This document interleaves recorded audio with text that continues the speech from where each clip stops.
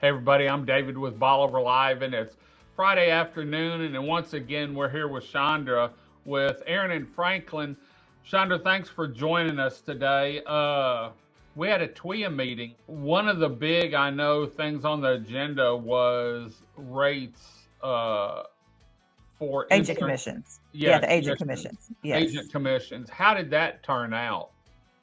So it was a really interesting conversation. We actually had a lot of, well, first of all, they had done a study, a 1+ year study on, what it took for the agents to be able to process a TWIA policy on both new business and renewals. So we were looking at residential policies to see, what does that population look like? Because our commercial book is very small, like 4%. So it's really Mhm. mostly residential. And the commercial policies always are going to take longer to process than the residential. And plus, they don't auto renew anymore. That's part of the new legislative implementation that we're having to make.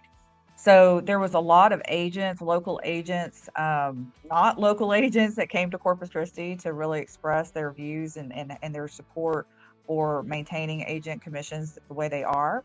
The study came out. It showed that our commission structure is pretty much in line with the industry, which we don't directly correlate with industry Mhm. because we're kind of a different insurer. We have other perils that we have to look for. If we have, policies on the coast, you can't just have wind insurance. You have to also have flood and homeowners. Right. So we have to make sure all those policies are in place in order to qualify for the TWIA insurance. So, there was a lot of discussion by the agents about what it really takes to process policy, and then of course the care and information that they provide their policyholders before, during, and after a storm. So it's really those relationships, how important they are. And I actually drew a parallel and said, look, when we buy something from a big company like Amazon, you have where it's manufactured, then you have it in the warehouse, and then you have it going that last mile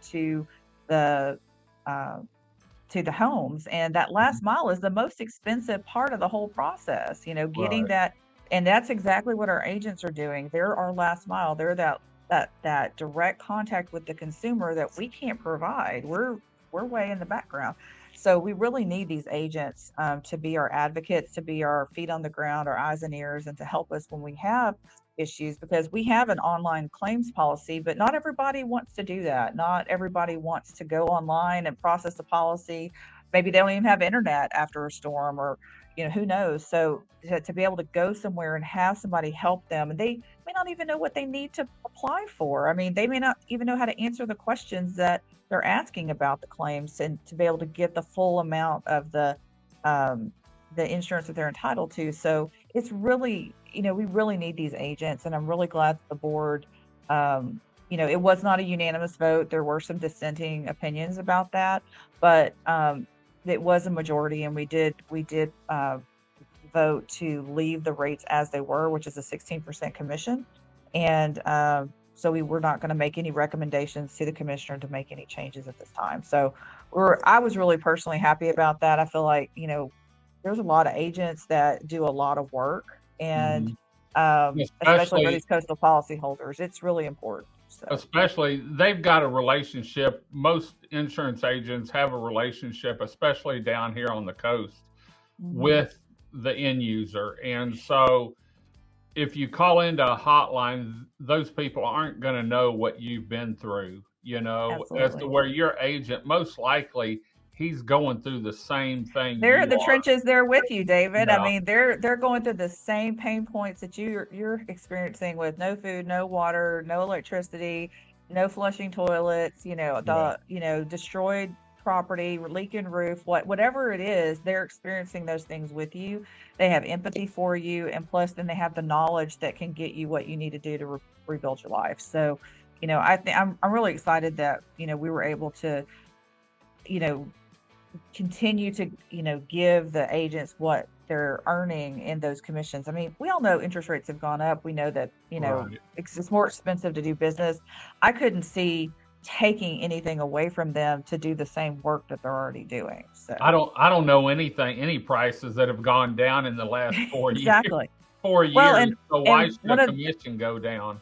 Yeah, and one of the other points I had made was I said, you have to understand if you say, okay, we're going to do it at 1% or something like that, that's not 1% for the agent. That's 6.25% of the money that we're paying them because 16% of the commission, policy commission is going to them. But Hmm. if you take off, say, 1% and say, okay, we're reducing to 15, that's actually 6.25% reduction of the money we're paying them. So Right. it's not, I mean, it's pretty significant. If I said, hey, David, I'm going to take 6.25% of your income away from you, you'd be like, what? I mean, things are going up and you're taking 6.25%. That doesn't Yeah. make sense. So anyway, What, I was really glad to have that behind us. So, real quick, what else did went on in the meeting? Is there anything we need to look at for down the road? I mean, a couple of things. One of the biggest things is that we had tried years back to bring other insurance companies in to do depopulation, try to get TWIA, the pool of policies that we manage down and put that into private markets. And, that started off, gangbusters, but then over the years, people have just keep falling off. And so that's what happens. We absorb all those policies More, back. yeah. And so our risk is actually going up significantly, and we have a pretty significant trajectory in our budget for increasing our policy count as well as our premium count, our premium numbers. So, that's just more liability that we're taking on to cover the coast. And, where that reflects is going to be in the reinsurance amount that we have to purchase next year to be able to cover all these policies. And it's, you know, what happens then? I mean, we have additional premium monies, which is good. That'll help cover some of it, but that's when we start getting into the rate discussion, which will be in August. And at some point, there's going to be a breaking point where we just aren't going to have enough just with premiums the way they are right now without a rate increase. You can't live in this kind of inflationary times without it indefinitely. I mean, the Right. private market in the same period that the private market has increased like 33%, we've increased like 5. So, I mean, we're not keeping up with the private Right. market, but we are the insurer of last resort, so we do try to advocate and keep premiums down as much as possible. I don't know that that's sustainable indefinitely, but I can tell you we had our budget discussion and I was that was in October, and I was really critical about, what the expenses look like. Is there anything that can be reduced? I mean, my first thing is like, let's keep our house in order first. Let's make sure that our expenses are as low as we possibly can make them and still service the customers. Hmm. And if we absolutely don't have any other options, great, then we raise premiums. So, I mean, and I've never been in support of that because, I'm a coastal representative and but the reality is, I mean, everything's experiencing increase. Right. At some point, it's probably going to have to go up. Is there a cap as far as for whatever your liability is out? Is there a cap on what you have to have in reserves or insurance that the state or someone sets and says, okay, if y'all have, and I'm using round numbers, 100 million in liabilities out, you have to have this much in reserve.